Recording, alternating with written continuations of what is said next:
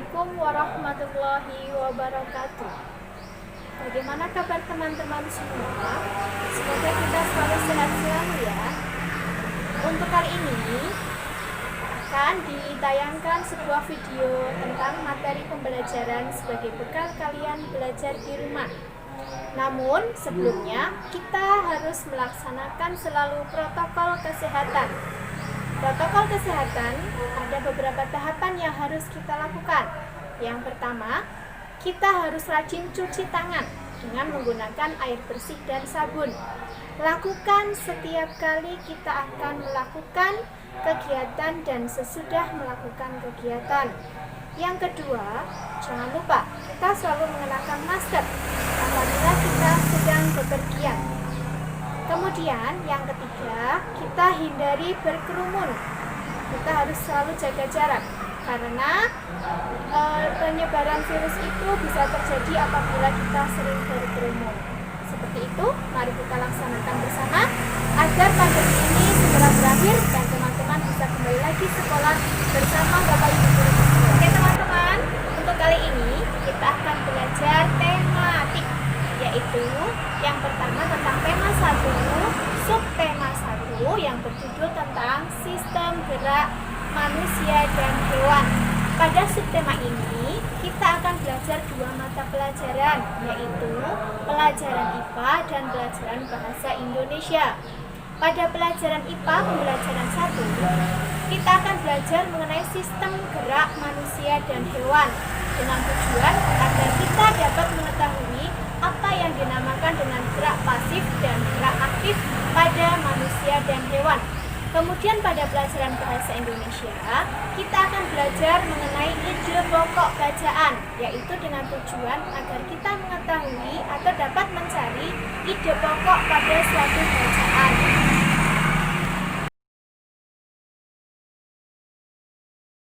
Oke teman-teman, mari kita belajar tema 1 organ gerak hewan dan manusia, subtema 1 organ gerak hewan, pembelajaran 1. Hari Minggu adalah hari libur sekolah. Namun bagi Edo, hari libur bukanlah hari yang dilewatkan begitu saja. Sejumlah rencana telah ia persiapkan. Mulai dari memenuhi Lani untuk berlatih berenang, menemani Budi bersepeda, dan pergi melihat ke kandang kelinci. Dari sejumlah rencana yang telah ia rencanakan, Edo lebih memilih pergi ke kandang kelinci. Setelah selesai membantu ibu membersihkan rumah, Edo pamit untuk pergi ke kandang kelinci di rumah Pak Rudi. Nah, ini adalah foto Edo dengan Pak Rudi di kandang. Yuk anak-anak, kita simak percakapan mereka. Edo, Pak, lucu ya, bulunya tebal dan gerak-geraknya lincah. Kenapa kelinci bisa melompat dan berlari dengan lincah seperti itu ya? Tanya Edo. Benar, kelinci dapat bergerak lincah karena didukung oleh organ-organ geraknya. Pada dasarnya, organ gerak kelinci serta hewan lainnya hampir sama dengan organ gerak manusia. Lalu Edo menyimpulkan, tanpa gerak, kita tidak bisa melakukan kegiatan apapun. Organ gerak manusia dan hewan. Salah satu ciri dari makhluk hidup adalah bergerak. Secara umum, gerak dapat diartikan berpindah tempat atau perubahan posisi sebagian atau seluruh bagian dari tubuh. Makhluk hidup akan bergerak apabila ada rangsangan yang mengenai sebagian atau seluruh bagian tubuhnya. Gerak pada manusia dan hewan menggunakan organ gerak yang tersusun dalam sistem gerak.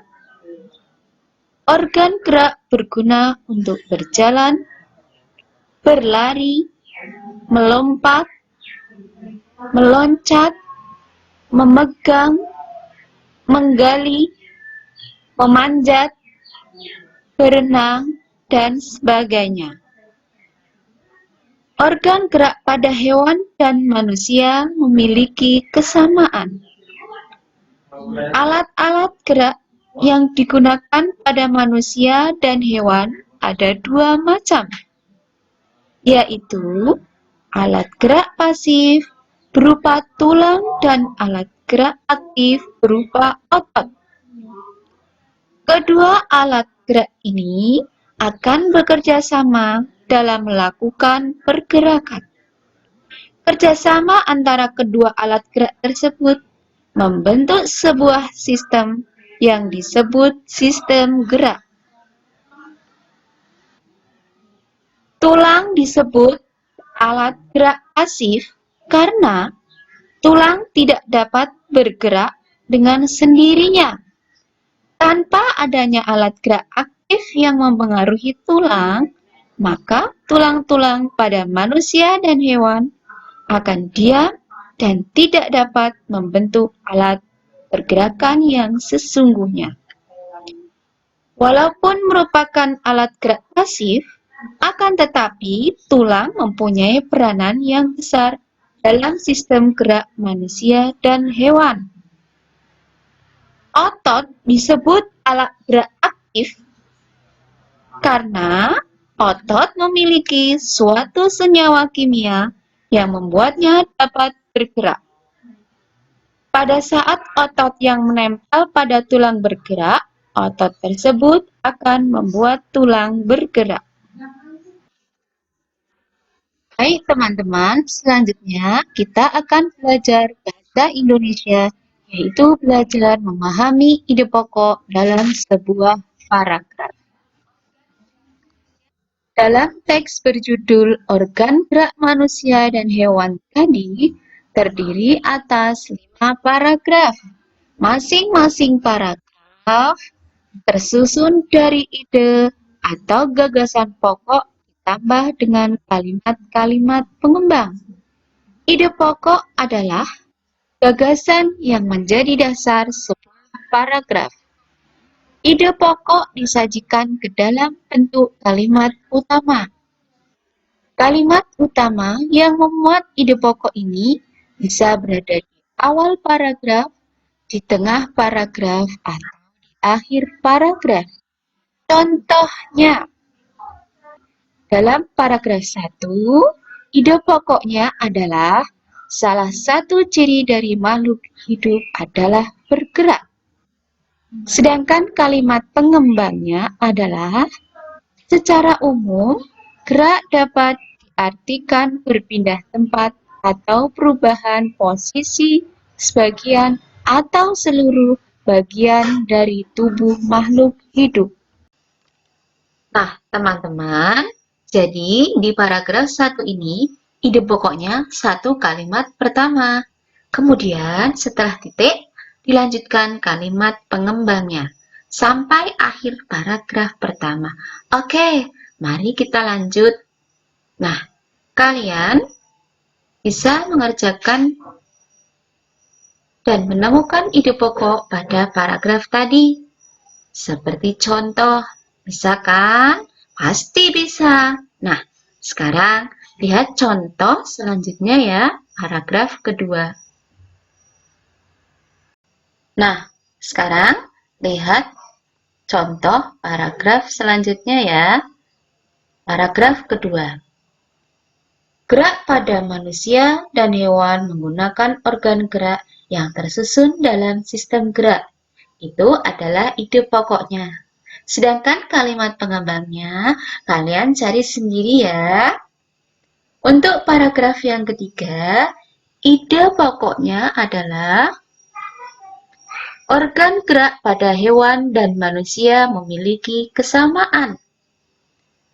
Untuk kalimat pengembangnya, kalian juga cari sendiri ya. Paragraf yang keempat, ide pokoknya adalah tulang disebut alat gerak pasif karena tulang tidak dapat bergerak dengan sendirinya. Untuk kalimat pengembangnya, kalian juga cari sendiri ya. Paragraf yang kelima, otot disebut alat gerak aktif karena otot memiliki suatu senyawa kimia yang membuatnya dapat bergerak. Itu adalah ide pokoknya. Sedangkan kalimat pengembangnya, kalian juga cari sendiri ya. Nah, mudah kan? Kalimat pengembangnya tinggal kalian cari sendiri. Baik teman-teman, saatnya kita menulis sebuah paragraf. Mari kita kembangkan ide pokok di bawah ini menjadi sebuah paragraf. Ide pokok yang pertama, organ gerak terdiri atas dua macam. Dikembangkan menjadi sebuah paragraf. Organ gerak manusia dan hewan terdiri dari dua macam, titik. Ini adalah ide pokoknya. Ada organ gerak pasif, yakni tulang. Ada juga organ gerak aktif, yakni otot. Tulang dan otot memiliki fungsi masing-masing dalam sistem gerak manusia dan hewan. Ini adalah kalimat pengembangnya. Ide pokok yang kedua, organ gerak banyak sekali fungsinya. Menjadi sebuah paragraf, organ gerak banyak sekali fungsinya. Titik ini adalah ide pokoknya. Dengan organ gerak, kita dapat melakukan gerakan-gerakan dalam kegiatan sehari-hari. Misalnya berjalan, berlari, memanjat, memegang, berenang, menggenggam, menoleh, dan lain-lain. Ini adalah contoh kalimat pengembangnya. Mudah bukan? Nah, ide pokok yang ketiga ini, tanpa organ gerak, manusia tidak dapat bergerak. Kalian kembangkan sendiri menjadi sebuah paragraf yang baik ya. Selamat mengerjakan. Demikian untuk pembelajaran kali ini. Dapat kita tarik kesimpulan bahwa yang dinamakan dengan organ gerak itu dibedakan menjadi dua macam. Ada organ gerak aktif dan ada organ gerak pasif. Organ gerak aktif contohnya adalah otot. Otot yang membantu tubuh hewan atau manusia untuk bergerak. Kemudian yang organ gerak pasif itu adalah tulang. Ya, itu mengenai organ gerak. Terus kita lanjut untuk kesimpulan mengenai ide pokok, bahwa ide pokok adalah suatu gagasan yang mendasari sebuah paragraf ya. Dan ide pokok itu biasanya terdapat di awal kalimat atau di akhir kalimat dan ada yang di awal serta di akhir. Yang terpenting adalah ketika kita ingin menemukan ide pokok, maka kita harus membaca dengan teliti, membaca dengan seksama. Terima kasih, itu materi pada kali ini. Tetap semangat, tetap sehat, dan sukses selalu untuk kalian semua. Assalamualaikum warahmatullahi wabarakatuh.